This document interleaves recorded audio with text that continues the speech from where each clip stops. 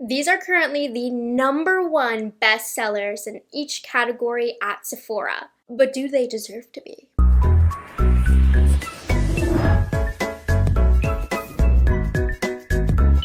This is my third year in a row of filming this video. The last time I filmed it was actually a year and a half ago. And looking at the products that I have in front of me, it's amazing which ones are still number one. Now, how I find the number one bestseller is I simply go to each category on Sephora's website, sort by bestsellers, and then I choose the number one bestseller. Now, algorithmically, I do not know how Sephora sets it up, but I will say a lot of these products that have stayed consistent throughout the years are showing me that like these might really be the number one bestsellers. Some I question, and it depends on the day that you look it up as well. Sometimes a product's on sale or a new color launches, and that will shoot it up to the top. But for the most part, everything that was on the number one bestseller today, I'm actually not surprised. Not too many surprises. Let's get into it. The first category that we have is primer. Currently, the number one best-selling primer at Sephora, take a minute, can you guess it? Is the Milk Makeup Hydro Grip. I don't like this primer, but this seems to be the primer that never dies. I think oily skin girls really love this, and that's why. I think that last year's, it was one of the Rare Beauty primers. But I'm honestly not shocked by this primer being number one best-selling because I see people talking and using this primer all the time. It definitely has stood the test of time. You know, when a product goes really viral, the real test is if people will continue to use it months down the road, and it's been a few years at this point. And so what this does is it makes the skin kind of sticky, so it really helps the makeup grip to the base. I'm gonna give this a few minutes to settle into the skin because I don't like it when my base is really sticky. I find it harder to blend products. So we're gonna prep the lips. Lip products have become so popular that now they're just adding a bunch of new categories.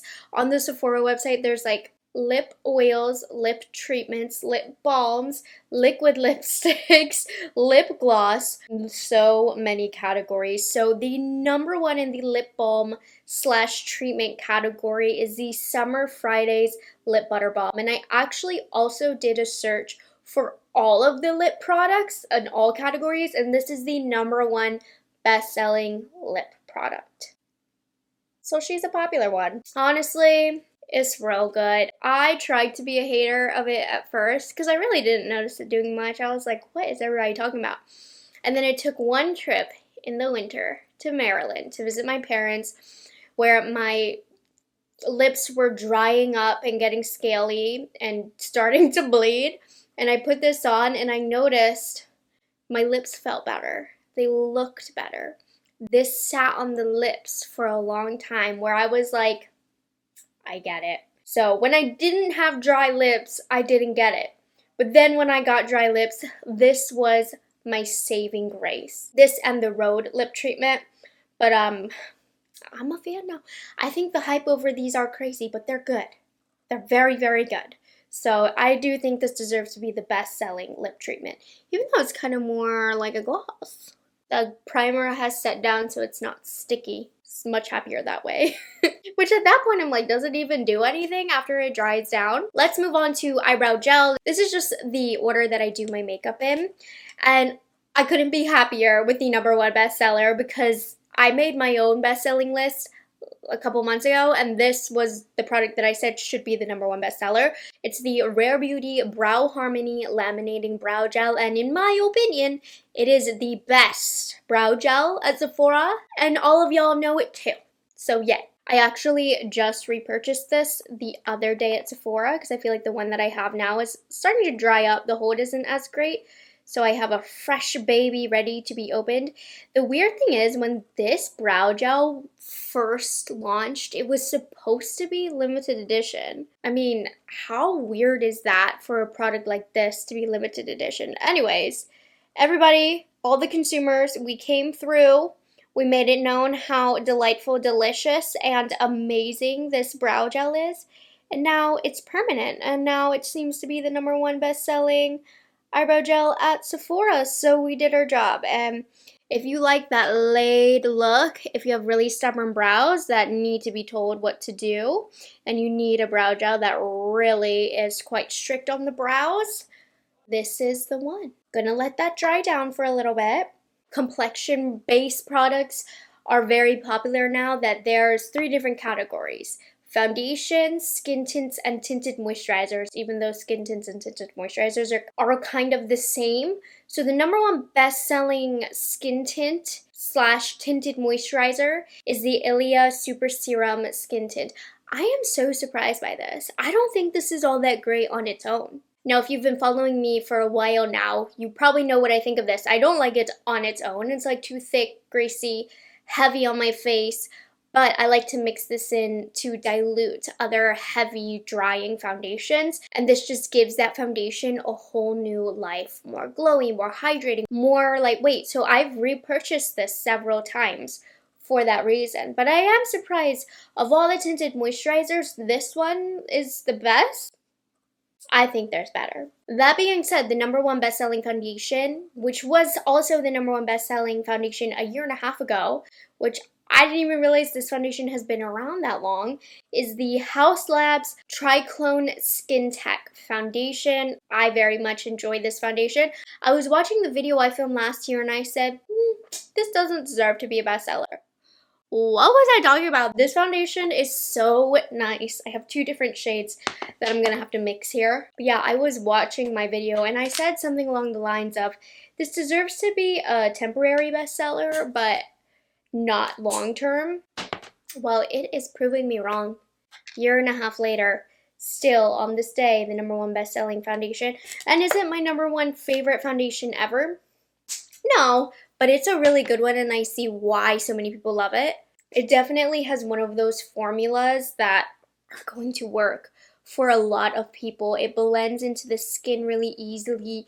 It's nice and hydrating. It has that perfect kind of medium coverage. I don't know, I mean, like, what is not to like about this foundation? I think it's so versatile in who this will work for. You can get lighter coverage, you can get medium full coverage with this.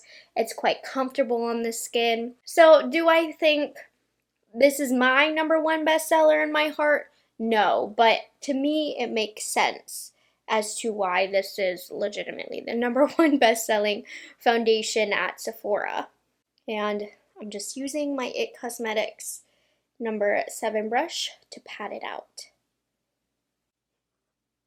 Okay, now I don't have the number one best-selling eyebrow pencil, but I know it like the back of my own hand. I used it since I was probably 15 years old on and off, and it's the ABH Brow Wiz. I can see why this is their number one bestseller. One, it's the most classic, long-time cult favorite in the industry. There's tons of eyebrow pencils out now, but back in the day, ABH was it. It was the one, and it's a great formula. It's not too creamy, it's not too waxy. Great, but I will say, at this point, at this day and age, it's not hard to get a brow pencil as good as ABH. There are other ones at Sephora that are fantastic.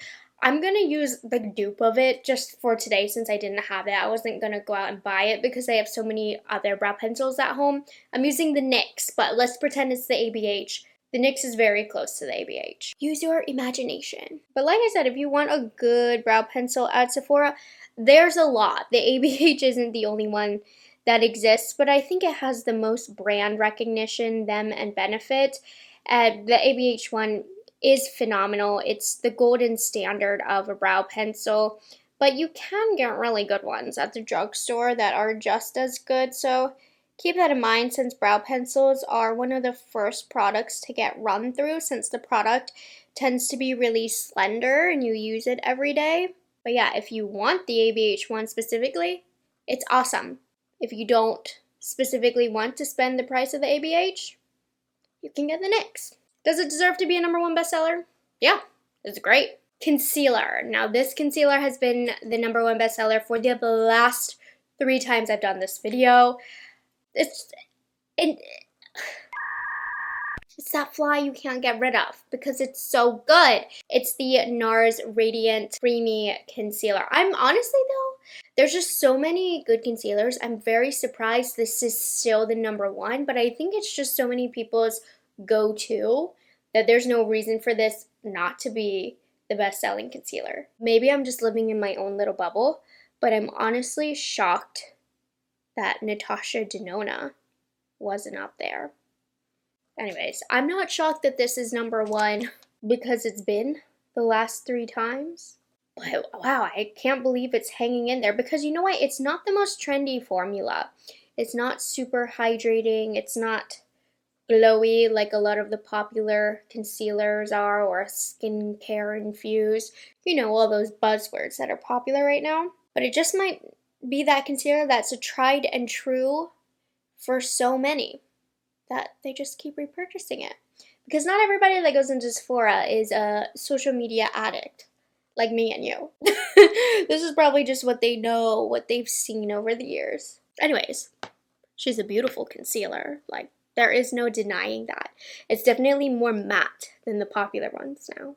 Due to the popularity of cream cheek products, we now have 2 categories per cheek product: cream and powder. So let's talk about it. I'll do a cream side and a powder side. The number one best-selling cream bronzer, I believe, was also the same last year, and it deserves to be, in my opinion. The Rare Beauty Warm Wishes Effortless Bronzer Stick. It is exactly as they say, effortless. Happy Soul is my favorite color, so I'll use that today. I mean, I just want you to watch how easy it is to blend, and it's not with every stick product that I will apply directly to the skin, because sometimes I do feel like a stick product, more so cream rather than stick, will just blend out better and not mess up the base if I apply it to my hand and then my brush, and it will be an easier application. But this is such an easy, effortless application that I have no problems literally applying it directly to the skin, and it also has a little bit of a powder dry down,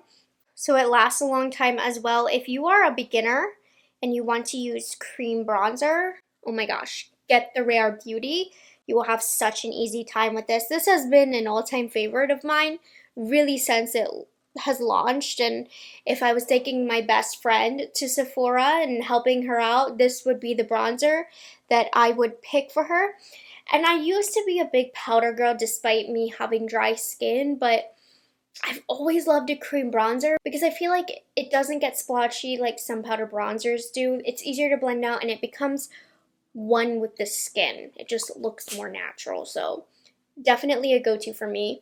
When it comes to powder, this guy has been around the block for a while. It's the Benefit Hoola bronzer. Yeah, you've probably heard of this. This has been like the number one best-selling bronzer for a long, long time. This and the NARS. I feel like nobody talks about NARS Laguna anymore because I guess Hoola has beat out in the long-term competition NARS. But this is a nice one. I would say nowadays, I'd argue that Hoola is a little too dark for me. I am into the cream format bronzer because even now just using Hoola, which is a great formulation, a great color, there's something about how natural the cream looks.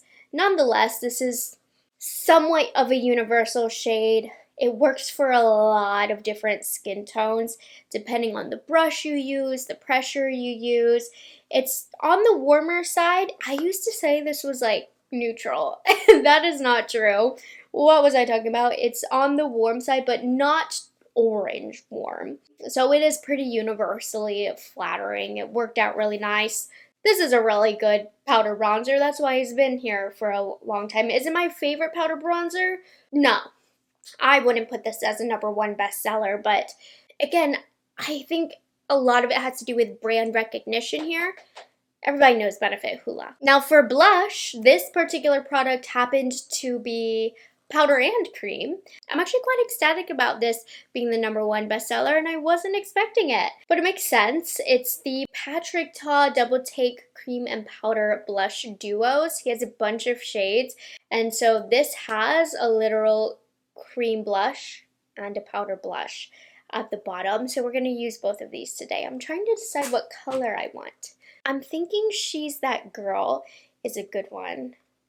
I used Not Too Much the other day. What about She's the Moment for a coral? No. She's That Girl is a good color. So Patrick does powder first, cream on top. I like to do it the opposite.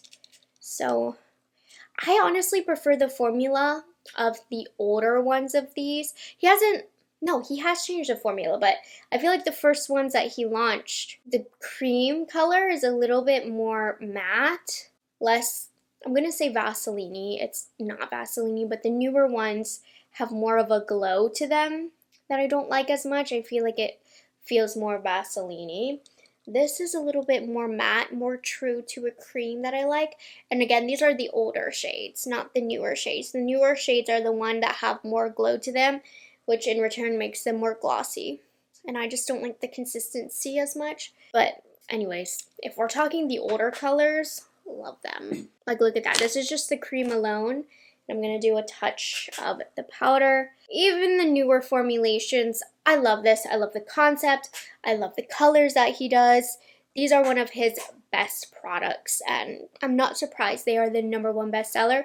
When I saw that they were, I was excited because it meant I got to use it. So, yay! For highlight, Rare Beauty is running the game. They have taken over the cream and the powder formulation. We'll start off with the cream/liquid category. The #1 bestseller is the Rare Beauty Positive Light Liquid Luminizers. And if you watch me, you know I don't like this formula. So I totally don't agree with this. I'm gonna use Mesmerize just on one side today so I can show you each formula individually. I just don't like the way that this soaks into my skin. I feel like it soaks in too much. I can barely see it. I think it's overrated, but I'm not a liquid luminizer fan. So it's more of a me problem. Obviously, most people seem to love this, but I just feel like it quite literally absorbs into my skin and there's nothing there, really. I just much prefer a powder highlight. I'm not into these. I think they're totally overrated. And even though I don't like a liquid luminizer, there are a good number that I like more than this. So this one in particular, I don't like it. I don't get it. However, in the powder category, she has the Positive Light Silky Touch highlighters. Now, these are the business. These should be one of the best-selling highlighters. I'm also going to use this shade Mesmerize in this. It's just so much better. This is obviously a lot more glowy, but it blends into the skin so easily. For it being a highlight, it doesn't really emphasize texture or dryness or anything like that.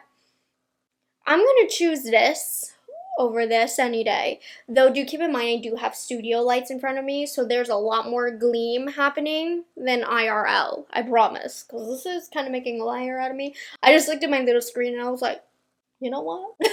No, I don't like this highlighter, but this, one of my all-time favorites from Sephora, so totally deserves a spot here in my opinion. Lastly, setting powder.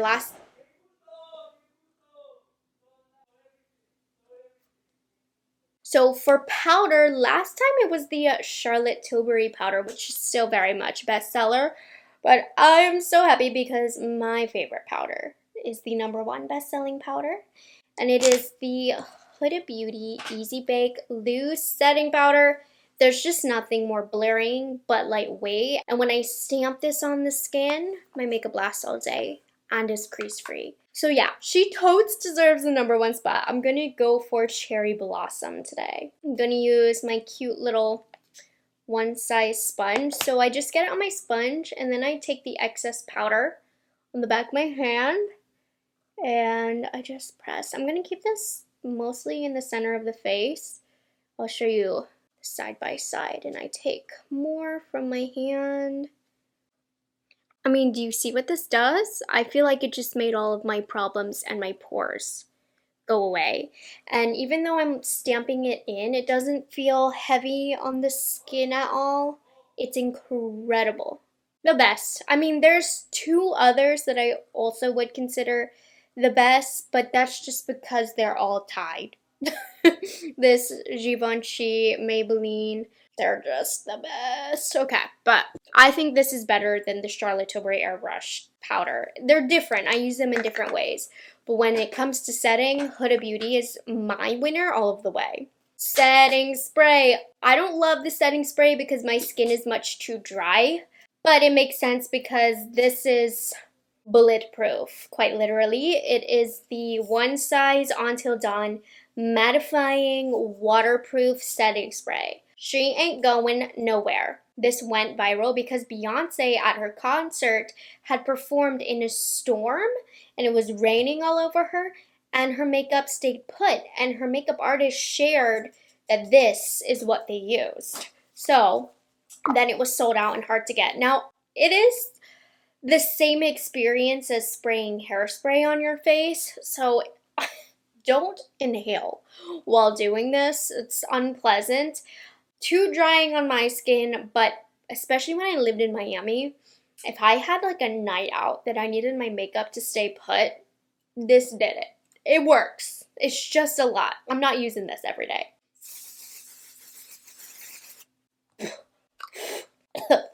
She's intense, but she does not come to play. This is amazing. Moving on to the eye makeup. Eyes are not currently the most popular category, but you still need your staples. First thing is primer. This was the best-selling primer last year as well. Urban Decay Primer Potion. I mean, between this and Too Faced had one as well. This has been a best-selling primer, gosh, since I've been into makeup. 14 years at this point. If you have oily eyelids, an eye primer is absolutely essential. So I don't have oily eyelids, so I'm not using an eye primer all of the time. I can get away without it. But I do notice when I use an eye primer, my eyeshadow, it does stay on better, it creases less. So an eye primer does really work, and this is one of the best in the industry, and it's been for years and years. Eyeshadow palette. I was really interested to see what would be the best-selling eyeshadow palette, but I'm not surprised it was this. I'm disappointed because now I have to do an all matte look, but the bestseller is the Makeup by Mario Master Mattes, the Neutrals. I remember last year I was upset because it was the Urban Decay Naked palette. I was like, come on guys, how boring. This is a step up for sure, but it is all matte. I don't even know what I'm gonna do today. I think, surprise, surprise, I'll keep it simple. But I'm going to use this shade here. I've been loving this BK Beauty N13 brush for my crease brush lately. So I'm going to start off by placing the color just here on the outer corner. And then I clean off my brush a little bit. I wiped it on a towel. And I'm going to just use windshield wiper motions to get that in the crease. And then with even less on my brush, I'm just haphazardly taking it out. Gonna get that really nice blend going here. Really blown out and diffused. Then for the eyelid, I'm gonna use this shade right here. I'm sure this is a look I've done before. When I reach for this palette, it's mostly for bits, you know, just to do a little something that I needed, like eyeliner or a light color. I don't really use this for full looks too often. But when I do, I love using the light shades all over the eyelid and having a simple crease color. I think I want to do a little subtle smoky-ish lash line. I'm going to go into the first color that I use and drop my brush. Now I'm going to just pop this along the whole lower lash line. Where this look is going, I can't tell you because I don't know. Okay, then we're going to go into this shade a little deeper, and I'm gonna just run this along my upper lash line like so, and you can see I'm not keeping it too low.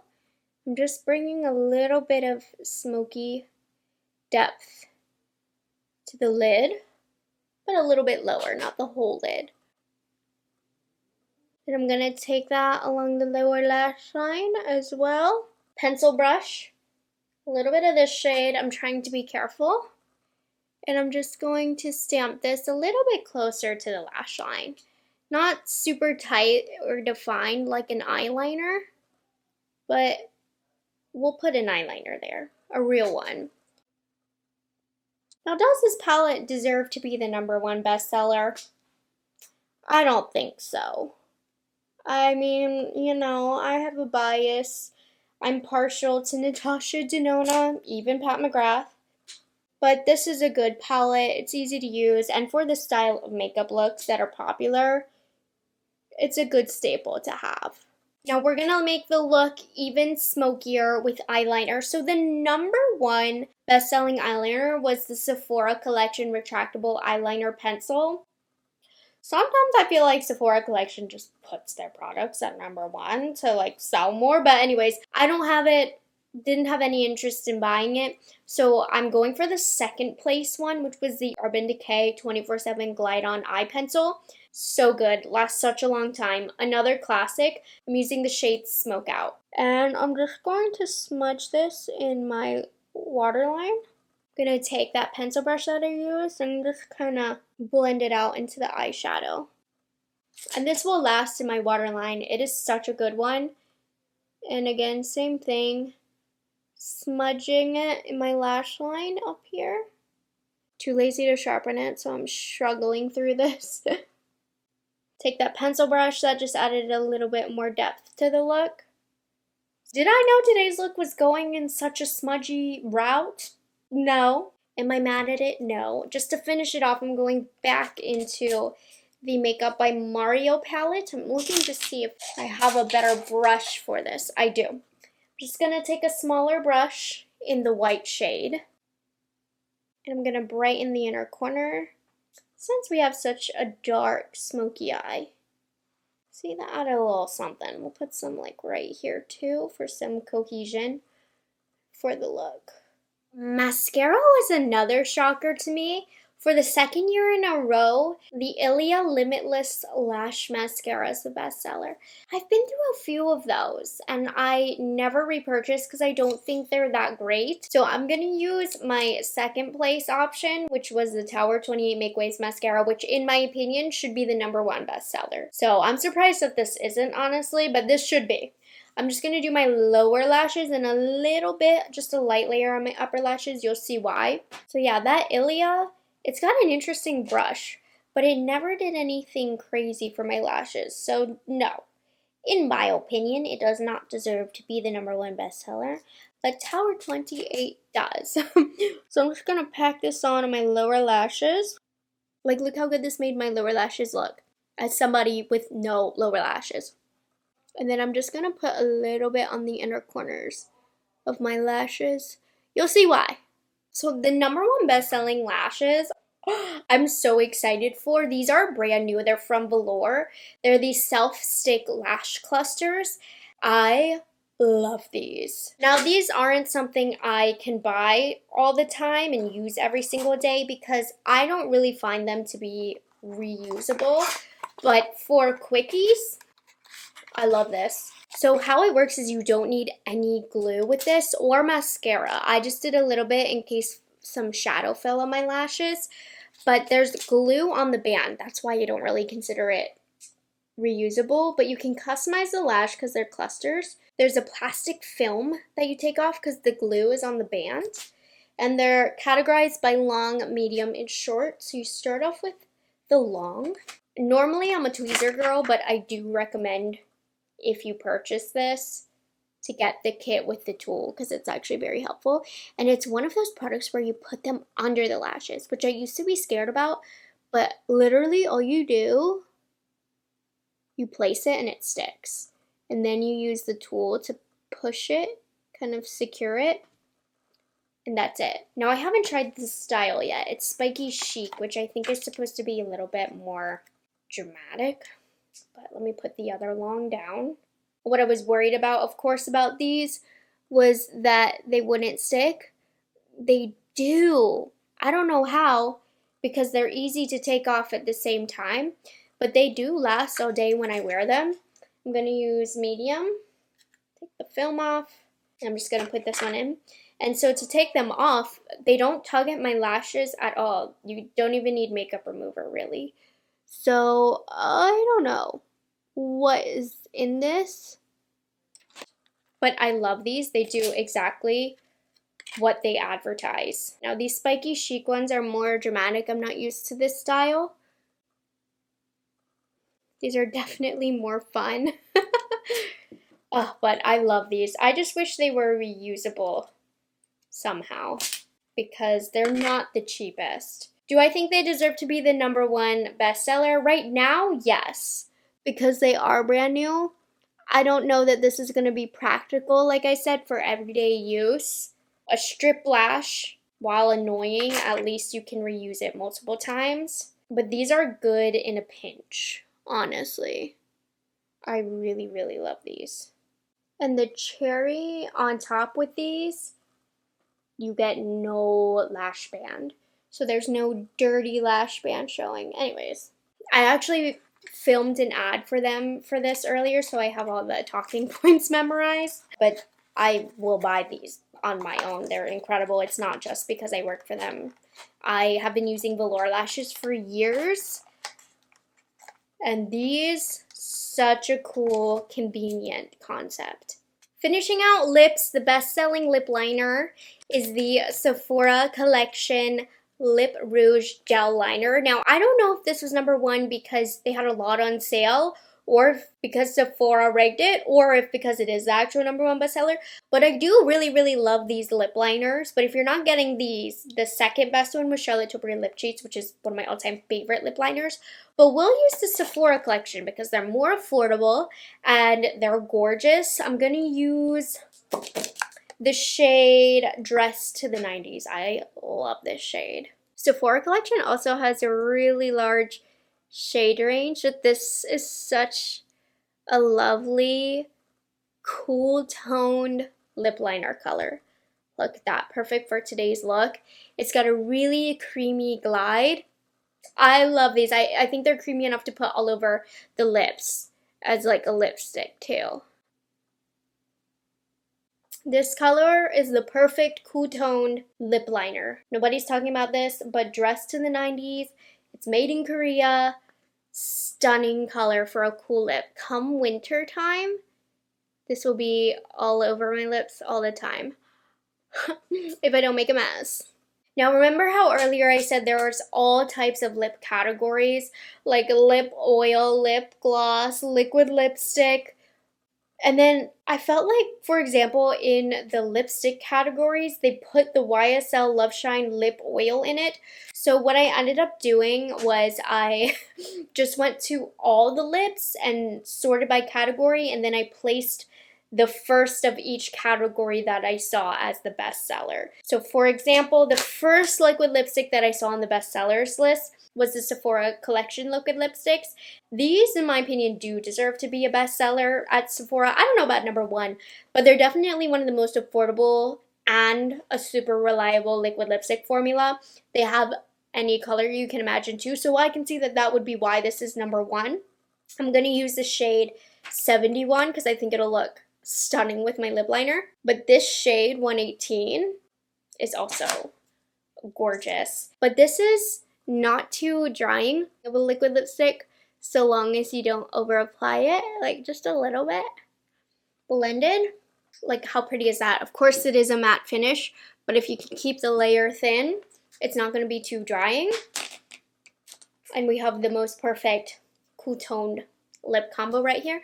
And interesting that these were both Sephora collections, so they're both more on the affordable side. Now for lipstick, I guess lipsticks are not as popular right now because they literally put this YSL Love Shine lip oil stick in the #1 lipstick category, so I wasn't going to cheat it. So this is the newer formula from YSL. If I'm being honest, I prefer the Candy Glaze, but this doesn't give enough shine. I think it's a bit lackluster.